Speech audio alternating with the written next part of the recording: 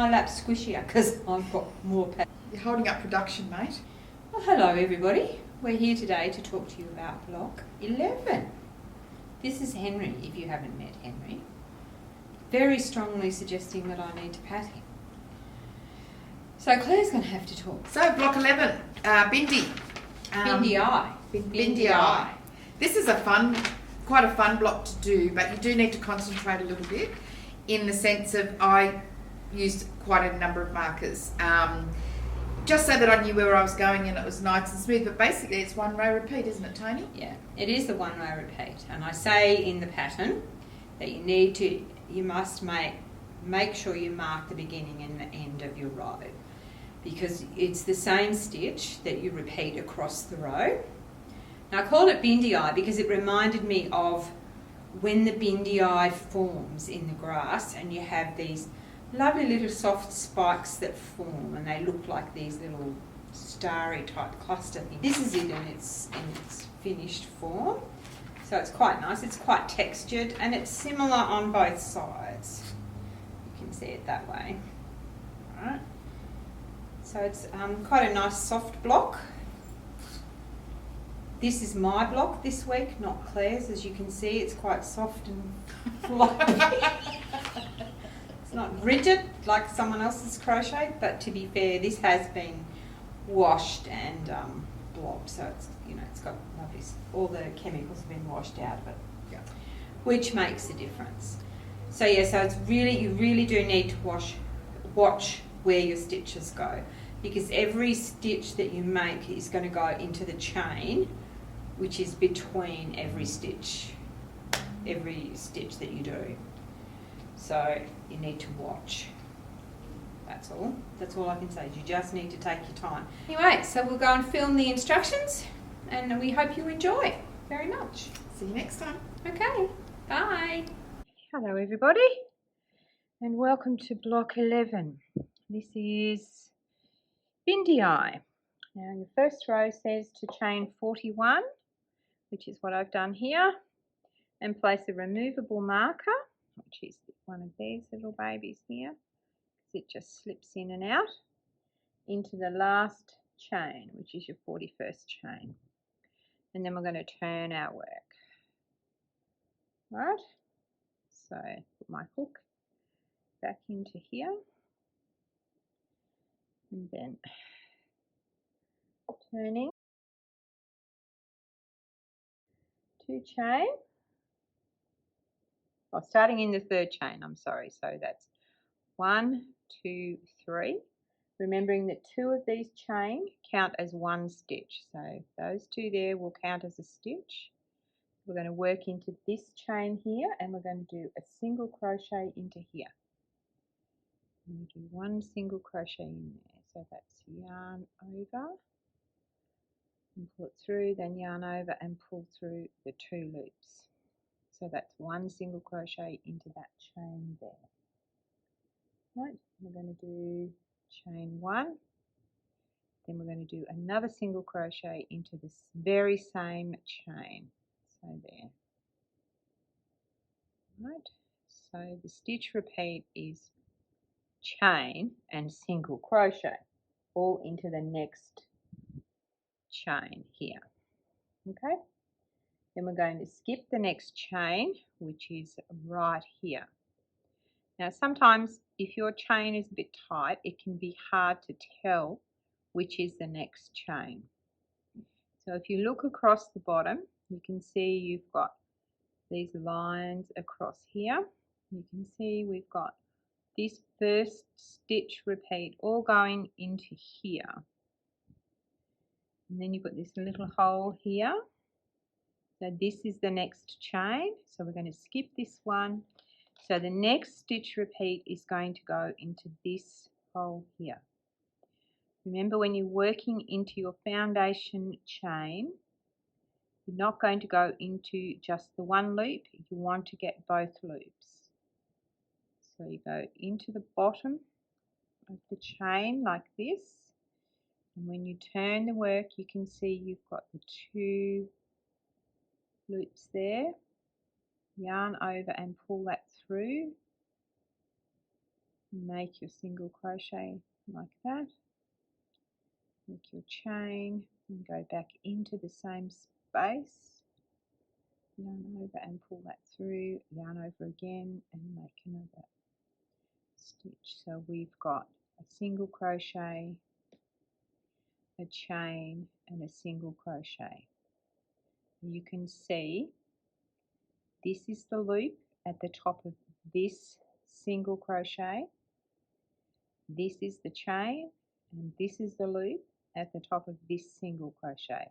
It's really important when you're coming back to work your next row that you understand what your loops represent, because otherwise you'll be putting your next stitches in the wrong place. All right. So again, we're going to miss the next chain and we're going to work your next repeat into this chain here. So into the bottom, yarn over, pull that through and do single chain, single crochet, chain and single crochet. I'm going to do that all the way to the end. So I'm nearly at the end here, so I've got just a few left here. So this is the one I'm going to miss. I'm going to do one and one here. Then I'm going to miss one, and then this is my last one. I'm going to do one in the very last one, it says, according to the pattern. It can be a little bit tricky, but we got it. And the instruction says to chain 2. So we chain 2 and then we put a removable marker in this last one that I just did, which is just there. So just slip that in there like that. And then turn. Like this. And we just turn that. You can see. You see that? You see the little things sticking up, like little bindies sticking up, ready to stick in your foot. Rotten things they are. Anyway, so row 3 says skip 2 single crochets. So remember you did one in the last stitch and then there's one there. Then this little bit here, that's your chain. And it says a single crochet, chain and single crochet in the one chain space. So there's your chain space there. Right, so these two here are the 2 single crochets. So this V space here is where your chain space is. So you're going to do a single crochet, a chain and a single crochet. So the repeat all the way across the row. See this little V here into there, that's your chain space. Those of you that are doing monotone, like I am, look at doing it in this, which is what I'm currently trying to do. Can you imagine? It's not something I do at night, trust me. That's why, for the purposes of this video, I'm doing it in this lovely pale blue. This is why, even though this is a very simple pattern, I did not get you guys to do this pattern until around this block, like block 11, because you need to understand what you're looking at a little bit. Because with crochet, often the loop at the top of the stitch is actually not sitting directly above the stitch that you work. Often the loop is offset to the right if you're right-handed and to the left if you're left-handed. Yeah, see, and by that I mean I'll show you at the next stitch. So when I make this next stitch, If I pull this loop up long, and I'll point it out to you. Can you see? This is the stitch that I've just made, but the loop that sits above the top starts off to the right here. If you were crocheting left-handed, this loop would start over here. So if I flip this over this way, this is how it would look if you were crocheting left-handed. All right, that would have started this side. Hang on, I'll get all this yarn out of the way. That would have started this side here, yeah? And this would be the stitch here. That makes sense? I hope it does.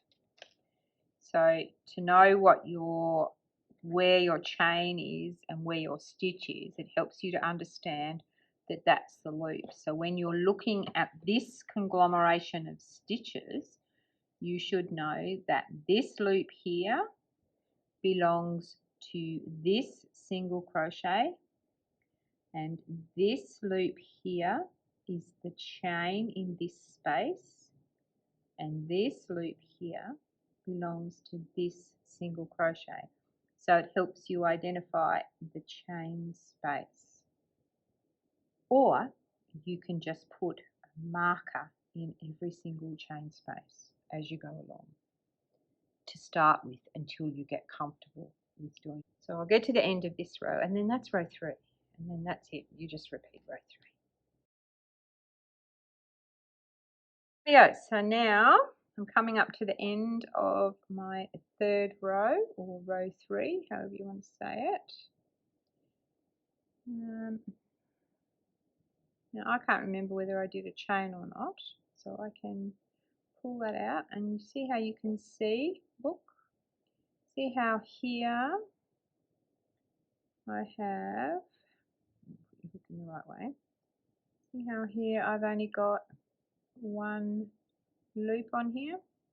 That way I know I've done my chain. And I can undo it one step further, look here, see how I've got 2 there, that shows me that's a stitch. If I do a chain, like that, see how that looks different? That's a chain. My single crochet in this last one here at the end of the row in the marker. Yep. And that's row 3. Yep. Chain 2. Turn and repeat row 3. So row 4 to 44 is row 3 repeated, and you just do that again and again and again. Can you see? Can you see your little Bindi eyes? Look at these little buggers ready to stab you in the foot. Munches. Right, and then we just repeat that all the way around, and then we just do the border all the way around when you're finished. And you block it to size, and you're ready to go. And there you go. I hope you enjoy.